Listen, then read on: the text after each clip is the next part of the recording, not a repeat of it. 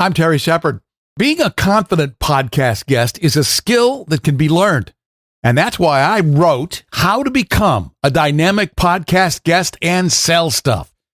It's a sweet and short primer that teaches you about the gear, the appearance, and the messaging that can grab and hold today's micro attention spans and motivate your listeners to take action.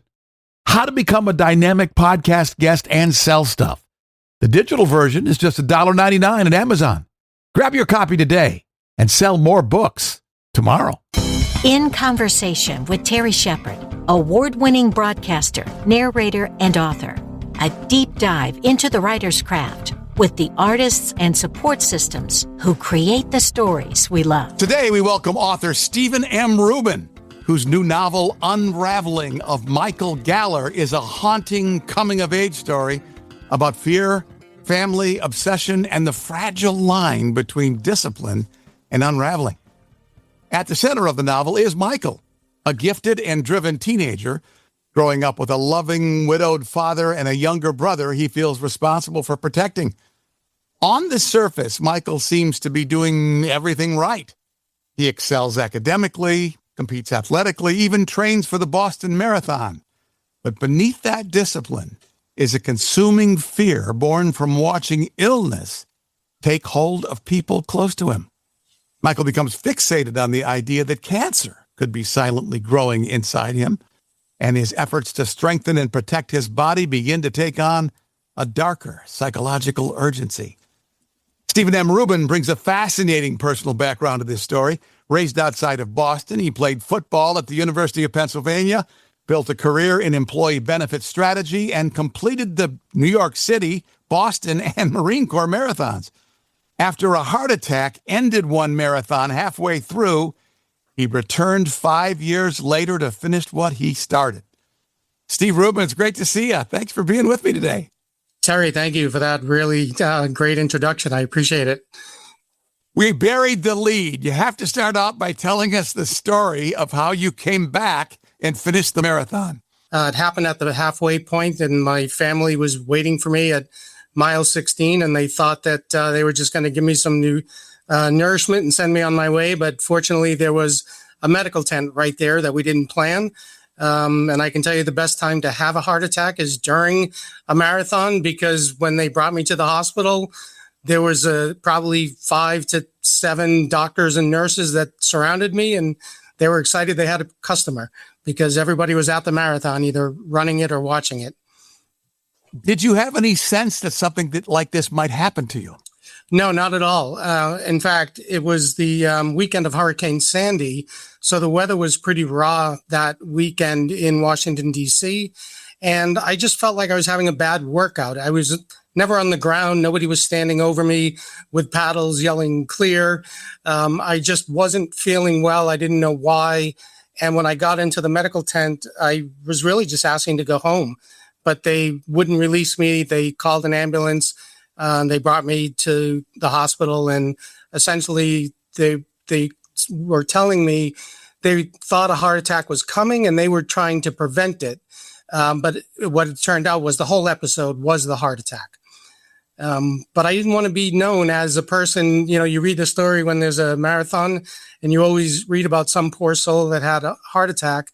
And I didn't want to be identified as a person who had a heart attack in a marathon, but rather somebody who came back from it and finished it. So, of course, with approval from my doctor and my wife, I went back 5 years later. I retrained from start and finished what I started.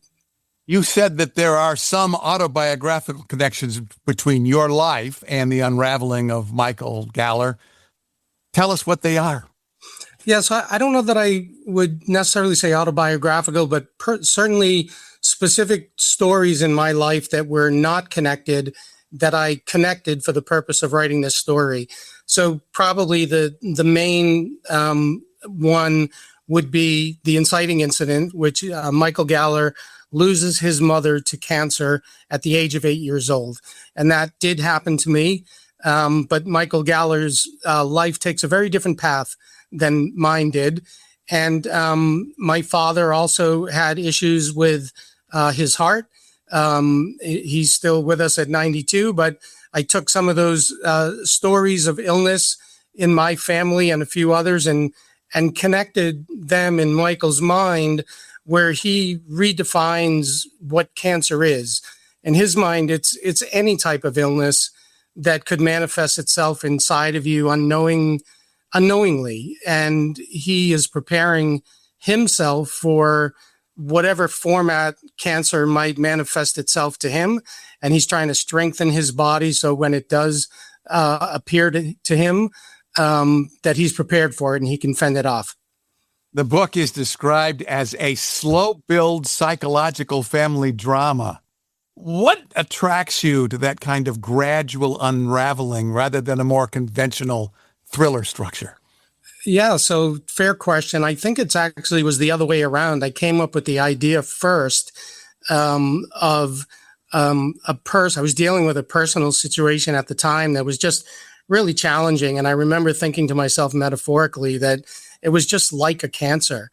And then my immediate next thought was, what if it really was cancer, but just materializing itself in some other way? And it was some form of insidious force that was, after me, for lack of a better description. And that idea was very intriguing to me. And so I kind of reverse engineered Michael's character to try to first create a scenario where Michael could believe that cancer had this ability to be available in different forms than what we've come to know as malignant cellular growth, but also other forms.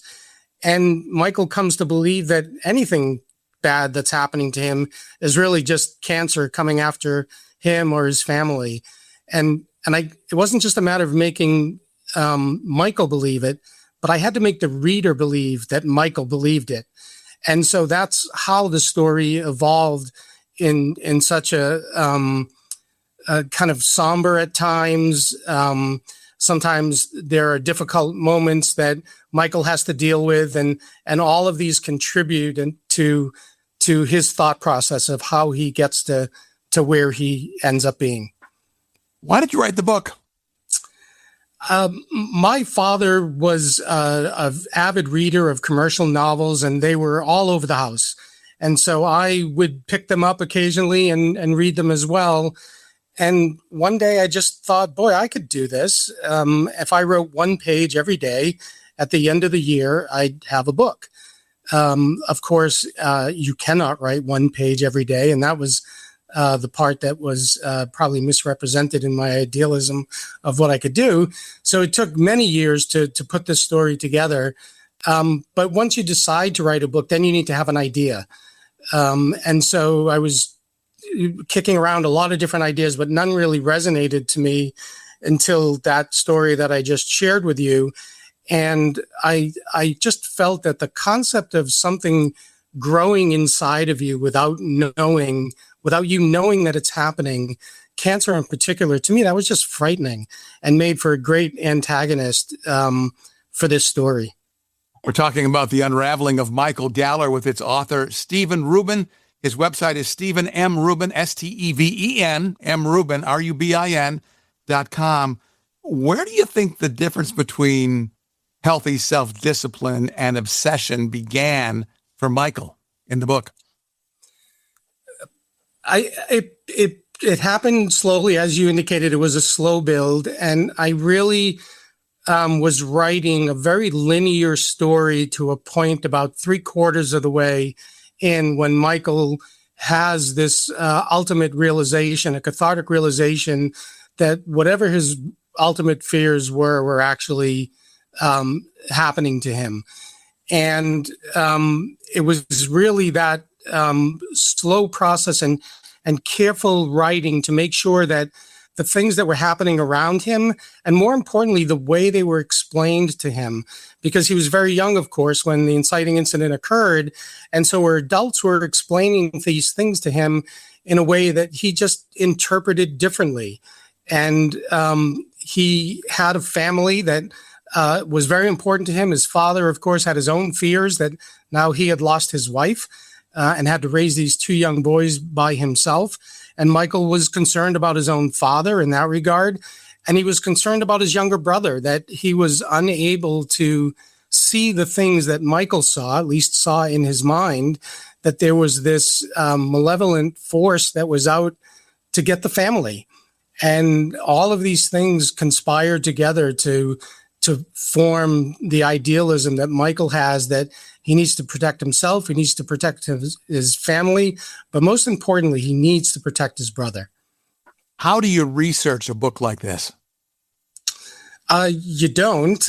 I'd like to say that maybe I was the only one that could write this story because of those events that happened to me, that I was able to piece together to create the idea to begin with, that cancer was not cancer as you and I might know it, but as Michael might know it. And I want to say I reverse engineered Michael. I had to get Michael to believe this certain thing, this cathartic realization that he eventually has about 2/3 of the way through the book. I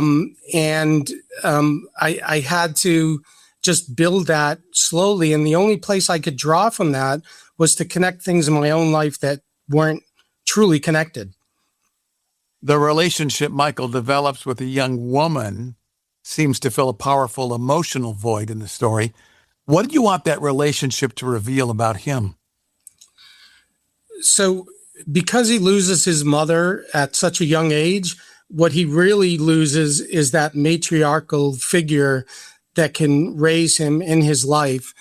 And he does strike up a relationship with a woman who's just a couple of years older than he is. But what the intention there is, she's much more emotionally mature than he is at the time that he meets her. And I think that creates a certain vulnerability in Michael. And that relationship is not just a physical relationship, but it's an incredibly complex emotional relationship. And so while Michael is trying to satisfy his personal physical objectives of staying fortified against cancer, and his defining moment of that will be completing the distance of the Boston Marathon. So while he's training and he's being physically worn down by the training, he's also being emotionally worn down by this relationship and all the complex interactions that Julie is her name, the complex interactions that Julie is bringing to him. We're talking with Stephen Rubin about his book, The Unraveling of Michael Galler. As a craftsperson, how do you balance sympathy for Michael with the darker turns his fear and obsession begins to take? That's a really interesting question. I want people to empathize with Michael and with Michael's story. I think what aided me through the darker part was I always knew where the story was going and how it was going to end.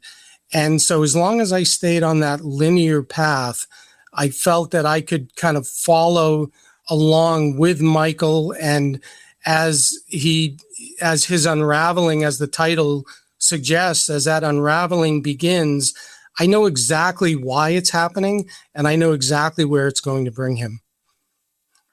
We all have a past before we became writers, and you spent your professional career developing employee benefit strategies for large employers. Did that work influence how you think about illness, risk, healthcare, or the hidden anxieties that people carry? Yeah, I think it's the anxiety more than anything. We watch people close to us suffer from any kind of ordeal. It could be illness or any other kind of ordeal. And we try to ask ourselves, how might we react if some of these things were to happen to us? I think we live every day with some form of anxiety in one form or another.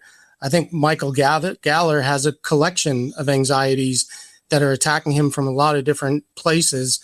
I think my work at Employee Benefits, I'm constantly dealing with clients who have problems with their benefit programs, or employees who have difficult situations with their claims and their coverage and so forth.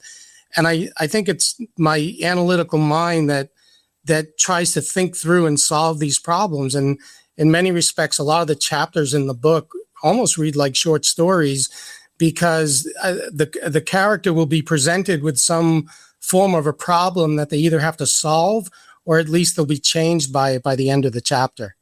What was the most emotionally difficult scene for you to write? Again, another interesting question. I think one of the final chapters of the book is a confrontation that I always knew was going to be some form of a verbal confrontation. And as I continued to march through the chapters of the book, knowing that chapter was coming, I was really worried about how that conversation was going to take place. And when you get to that point in the book, there's a moment just before that conversation takes place where another character says something to the effect, if you told me what you were looking for, maybe I could have done more. And the response was, well, I don't really know myself, but when it comes to me, I'll know it. And that was really me as the author saying, I'm not really sure how this next chapter is going to go, but when it comes to me, I'll know it. And it did come to me, and I knew it exactly at that moment. What surprised you most about Michael as he developed as a character in the story? The thing that surprised me most was his inherent desire to protect his brother. I think when we grow up, I grew up with two brothers. So my father had to raise three boys at such a young age and successfully did that. In the book, Michael Galler's father only has to raise two. But for anybody who has brothers or has a brother, there's always some sort of underlying tension where the two brothers just don't like each other, but they really do love each other underneath. And I think that's the part that surprised me most. I think that was the initial question, was Michael has to deal with all of the tensions with his brother, and his brother feels the protectiveness of his older brother and just doesn't like it and reacts to it at times.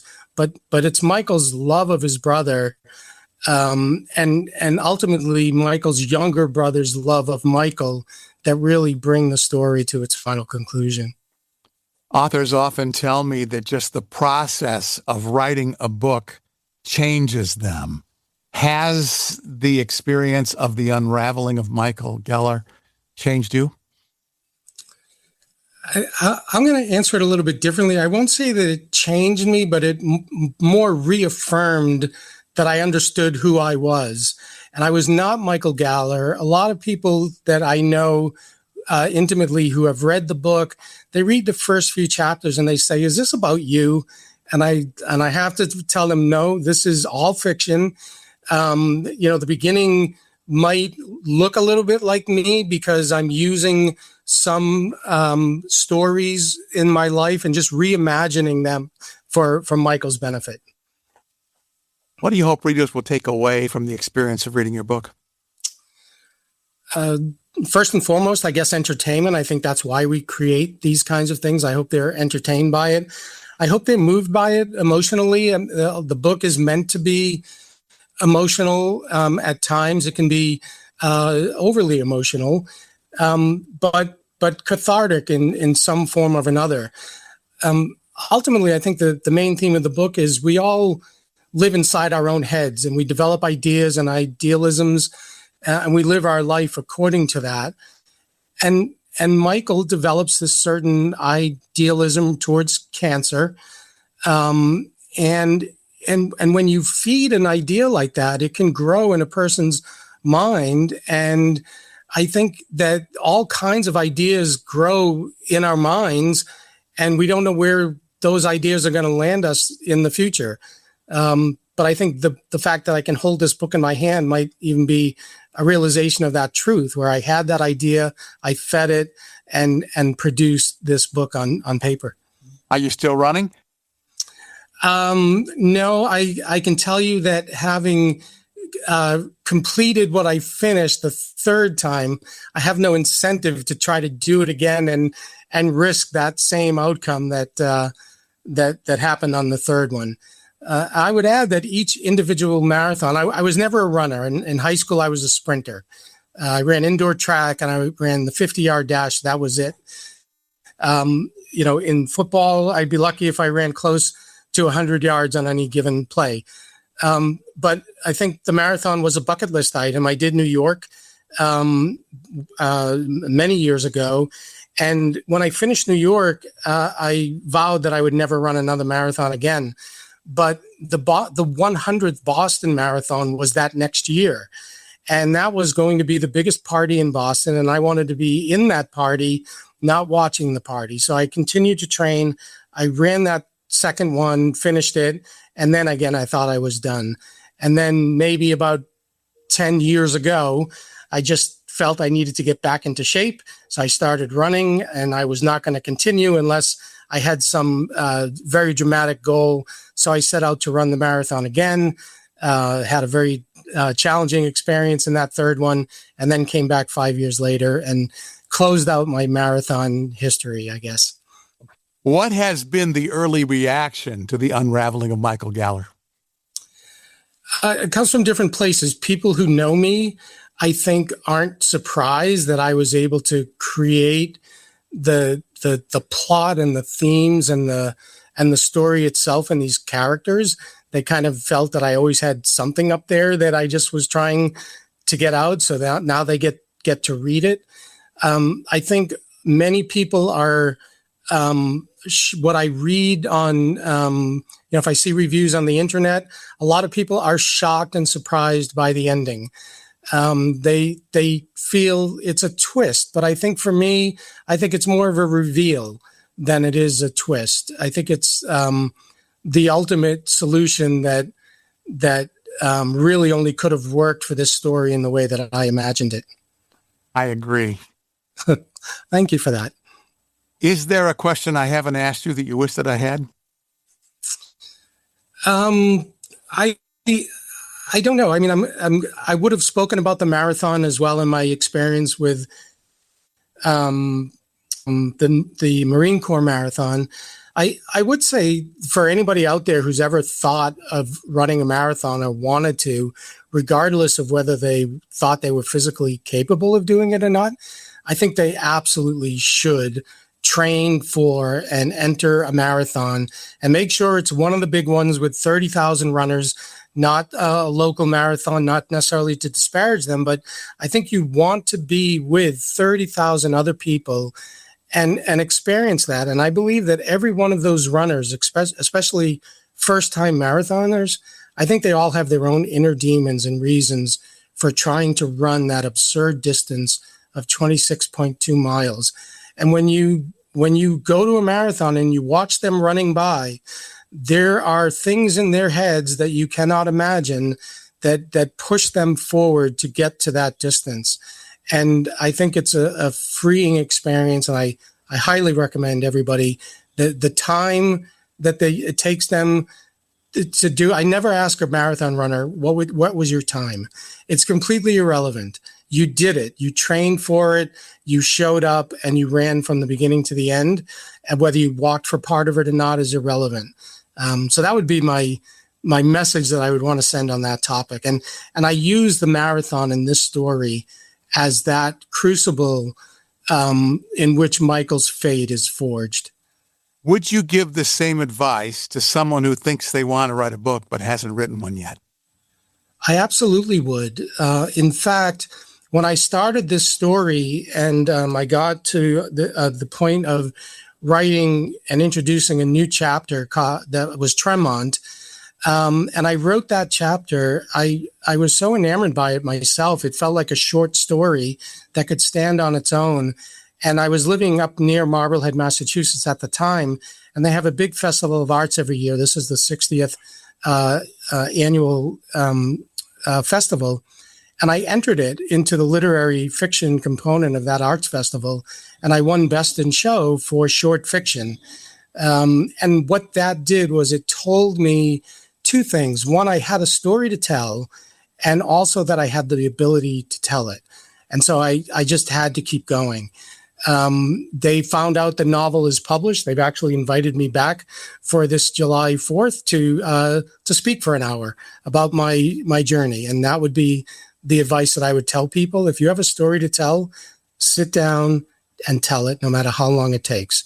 And it doesn't matter if it's a marathon or a short sprint, but it's more likely a marathon. The book is The Unraveling of Michael Galler. It is a fascinating read. It is written by our special guest, Stephen Rubin. Stephen, StevenMrubin, StevenMrubin.com. And I highly recommend it. Thanks so much for joining me in conversation. Terry, thank you so much for having me and letting me share my thoughts on the story. In Conversation with Terry Shepard is a copyrighted presentation. All rights reserved. I'm Lisa Davis. Join Terry Shepard next time in Conversation.